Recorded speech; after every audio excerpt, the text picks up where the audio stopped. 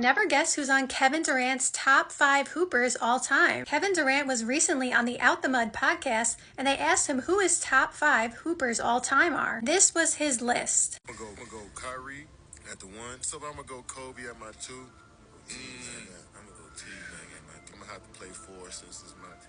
I'm gonna go KG. Because the list did not include Michael Jordan, although he did mention that it's a toss-up between him and Kobe, but Michael Jordan, LeBron, Steph Curry, and others, but those 3 in particular, I know is going to start controversy. But remember, like I always say, a list is a person's opinion. And Kevin Durant knows some of the most basketball out of anybody on this planet. So he's not wrong for any of his picks, but let's break down his picks and see if I agree with all of them or if there's someone else I'd put on the list. If you've ever watched interviews where they ask this similar question, Kyrie is typically mentioned. I feel like every time this kind of question comes up, a lot of people say Kyrie because we obviously know Kyrie has some of the best handles ever, top 3 all time if you want to say. We know Kyrie can get any shot anywhere, anytime. Like, he's a magician with the ball. And so I get why a lot of people do pick Kyrie for this answer. Remember, this question is about being a pure hooper. It has nothing to do with, how much you've won in the NBA. With that being said, I personally would pick Steph Curry,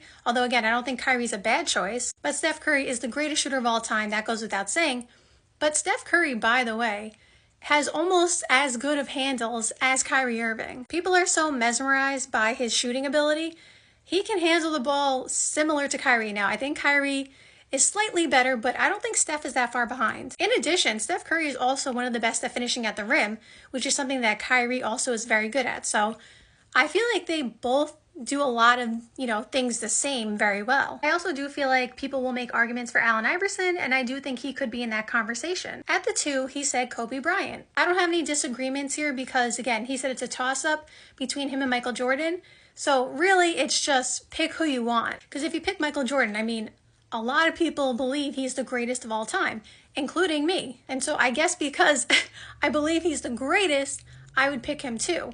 But I don't see anything wrong with picking Kobe because he definitely could be on my list also. At the 3, he went with Tracy McGrady, which I do think might surprise some people. Mainly because, again, he did not say LeBron, and I feel like a lot of people would be waiting for him to say LeBron. Tracy McGrady averaged 32 points per game in one of his seasons. Right now, Giannis leads the NBA in scoring, I believe, at 31. So technically, T-Mac would be leading the league in scoring if it was that year. And I forgot what Kobe had said, but I remember a clip of Kobe talking about, maybe he said T-Mac was the hardest player for him to guard or something like that.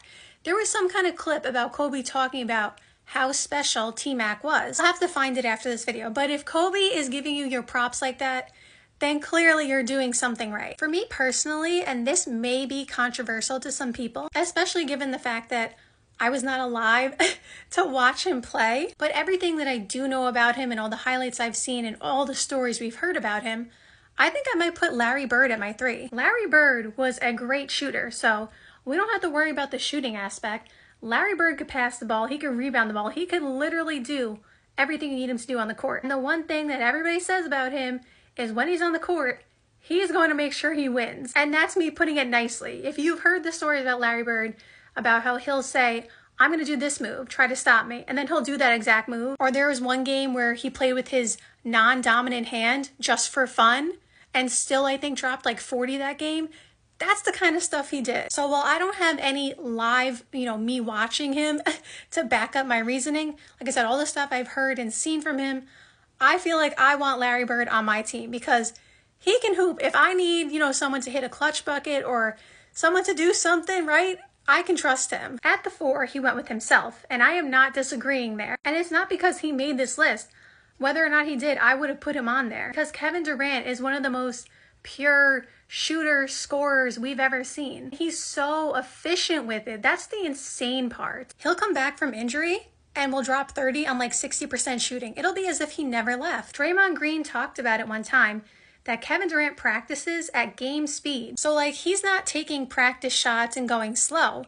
He is playing or practicing as if he is playing the game. The energy and effort that he is exerting in order to make sure that he can make the shots in the game is insane. So Kevin Durant will 100% be on my list at the 4 as well. And then at the 5, he went with Kevin Garnett. I think a lot of people would be asking, why is Shaq not on this list?